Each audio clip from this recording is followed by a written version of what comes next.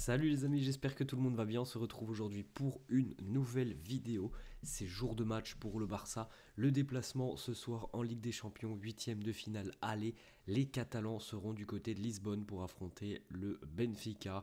On le rappelle encore une fois, les deux équipes se sont déjà affrontées en phase de groupe. Donc c'était un match unique en phase de groupe. Il n'y avait pas eu de match retour comme ce sera le cas en LDC. Et le Barça s'était imposé 5-4 au terme d'un match complètement dingue, après avoir été mené 4-2, notamment à 15 minutes de la fin. On va regarder les amis les unes des quotidiens catalans, le quotidien Sport qui titre A por el sueño europeo, en route pour le rêve européen. Beaucoup de déclarations depuis quelques semaines. Les joueurs, Hansi Flick, sont questionnés par les médias sur peut-être une victoire finale en Ligue des Champions. On peut en tout cas rêver du côté du Barça, au vu de ce que l'on retrouve, des ingrédients qui sont mis sur le terrain. On peut rêver évidemment côté catalan. Bon, la finale est encore loin maintenant, hein, mais évidemment qu'on a le droit de rêver. On continue avec la une de Mundo Deportivo qui titre À l'assalto de Lisboa, partie 2 à l'assaut de Lisbonne, deuxième rencontre entre les deux équipes. Comme on l'a dit aussi à de nombreuses reprises, hein, les amis, cette équipe du Benfica est très à l'aise, très puissante à domicile. Je pense que c'est une équipe qui va évidemment jouer son va-tout ce soir. Je vois mal les Lisboètes venir faire un résultat la semaine prochaine du côté de Barcelone. On a vu à quel point cette équipe pouvait être redoutable offensivement. Maintenant, voilà, au Barça aussi d'exploiter les failles défensives de cette équipe lisboète, parce qu'il y en a aussi pas mal. On regarde les amis le groupe qui a été retenu par Hansi Flick pour le voyage et le déplacement donc du côté de Lisbonne. Vous pouvez faire un petit arrêt sur image si ça vous intéresse. À noter notamment que Gavi est bien dans le groupe. Alors est-ce que Gavi pourrait être titularisé? Il était un peu enrhumé. On verra tout ça. On a quelques déclats d'ailleurs dans quelques instants. À noter aussi par exemple les amis qu'Ansu Fati est présent dans le groupe. On regarde quelques petites photos. C'était le départ hier du côté de l'aéroport de Barcelone. Voilà, un petit vol de 1 heure, 1 heure et demie pour les Blaugrana direction Lisbonne. Et puis il y a eu conférence de presse. On va regarder quelques déclats dans quelques instants. Conférence de presse et entraînement hier soir à l'Estadio de la Louche. Le sourire pour Lamine Yamal dans l'avion. Lamine qui s'apprête à affronter une équipe qui lui a plutôt pas mal réussi sur le match d'il y a quelques semaines en arrière. Lisbonne, l'arrivée pour Jules Koundé, pour les autres joueurs de l'effectif aussi que vous voyez juste derrière. Faut aussi un petit peu maintenant se faire à ce nouveau visage pour Alejandro Balde, avec surtout cette nouvelle coupe de cheveux pour Balde, avec un petit peu des tresses en arrière. Ça lui va très très bien. On continue avec cette petite information. On l'a dit les amis sur Gavi. Il s'est entraîné hier lors de l'entraînement du côté de l'Estadio de la Louche. Il portait un cache-cou. Et on l'a dit, il était enrhumé. Gavi, cache-cou donc pour se protéger. C'était pas lundi, il n'avait pas pu s'entraîner parce qu'il était fiévreux. Donc les médecins prendront la décision, et la décision a certainement déjà été prise à l'heure actuelle après la séance d'entraînement hier et la reconnaissance terrain.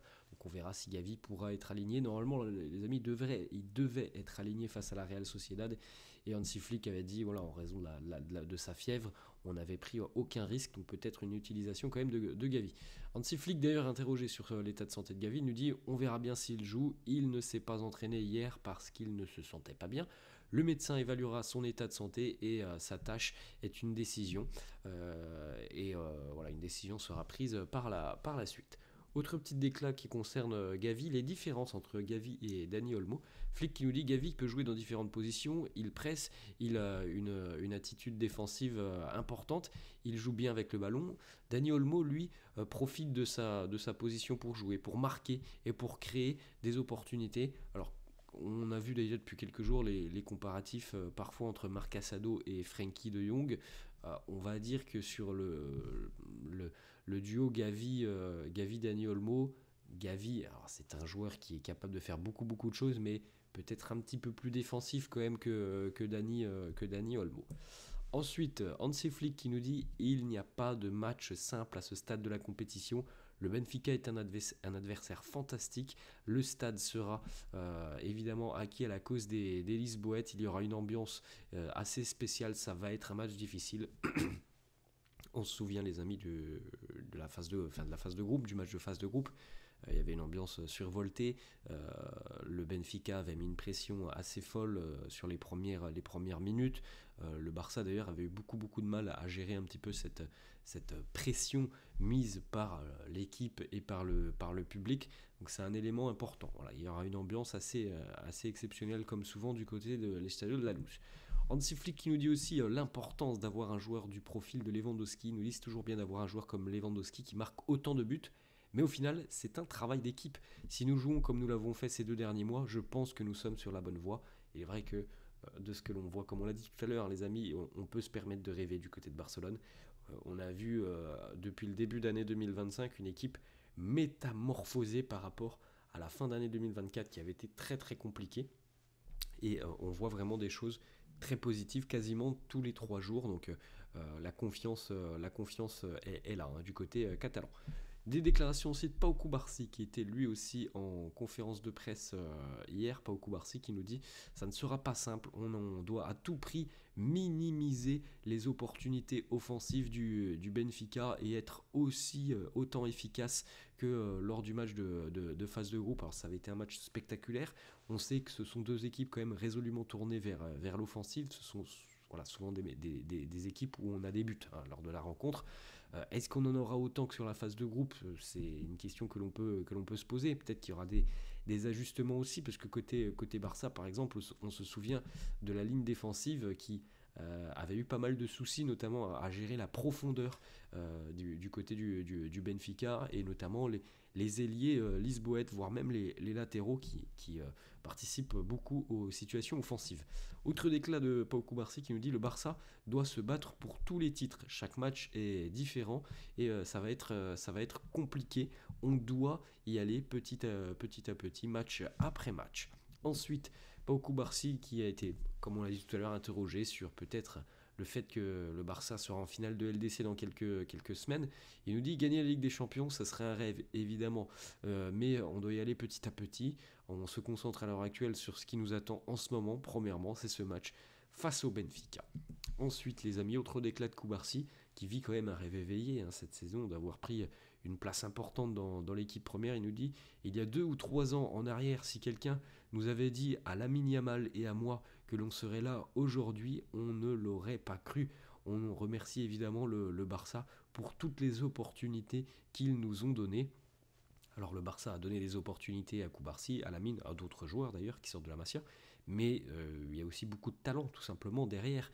Cubarsí et Lamine ont fait toute leur classe du côté de Barcelone. On les a vus grandir au sein des sections jeunes. Quand je dis on, les amis, c'est les personnes qui travaillent au sein du centre de formation. Et voilà, s'ils sont en équipe première, c'est aussi parce qu'il y a un travail derrière. C'est pas uniquement tombé du Saint-Esprit. Ensuite, on continue les amis, on avait des petites informations hier, puisque Jorge Mendes, l'agent notamment de Lamine et de Ansu Fati, qui est portugais, était donc hier à Lisbonne. Il a pu rencontrer notamment le président Joan Laporta, le président du Barça. Et évidemment, il a été question de la prolongation de contrat de Lamine Yamal. Jorge Mendes qui nous a dit on n'a parlé que du dossier Lamine Yamal, il va prolonger son contrat, c'est une certitude, et vous, les médias, vous le savez déjà. Maintenant, voilà, tout ce qui manque, c'est l'officialisation. Je pense que tout le monde est assez OK pour se dire qu'il n'y a pas de surprise. Lamine Yamal, il ne va pas quitter le Barça. Mais maintenant, on attend une officialisation. Ça prendra quelques semaines, évidemment. Je pense qu'il y a pas mal de détails à régler au niveau du contrat du jeune Lamine Yamal. Autre déclat de Jorge Mendes. Alors cette fois-ci, il a parlé un petit peu d'un autre dossier qui est quand même beaucoup plus compliqué.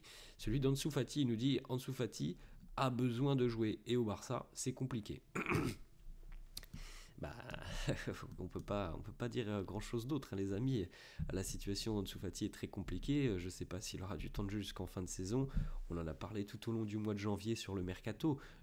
C'était certainement pas la bonne décision pour Ansu Fati de continuer au Barça. Il a voulu continuer. Pour le moment, après presque un mois depuis que le mercato est terminé, on peut le dire, ça n'a pas été une bonne décision, ça n'a pas été le bon choix qui a été pris par Ansu Fati parce qu'il ne joue jamais. Donc on verra, peut-être, je lui souhaite d'avoir du temps de jeu, vous le dis, moi je pense que ça va être très compliqué, qu'il n'aura pas de temps de jeu jusqu'en fin de saison.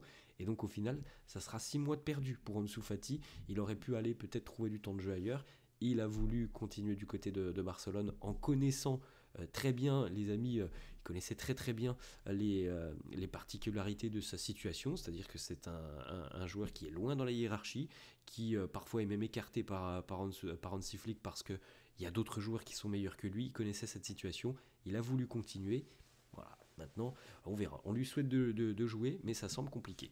Petite déclaration d'Alvaro Carreras, qui avait fait d'ailleurs beaucoup de mal au Barça sur le match de phase de groupe. Carreras qui nous dit: gardez Lamine Yamal sous contrôle. Eh bien, Lamine fait beaucoup de dégâts, mais nous sommes entièrement concentrés sur le blocage et sur la poursuite du travail sur les 11 autres joueurs très intéressants. Alvaro Carreras, d'ailleurs, il me semble que le Barça suit attentivement sa situation.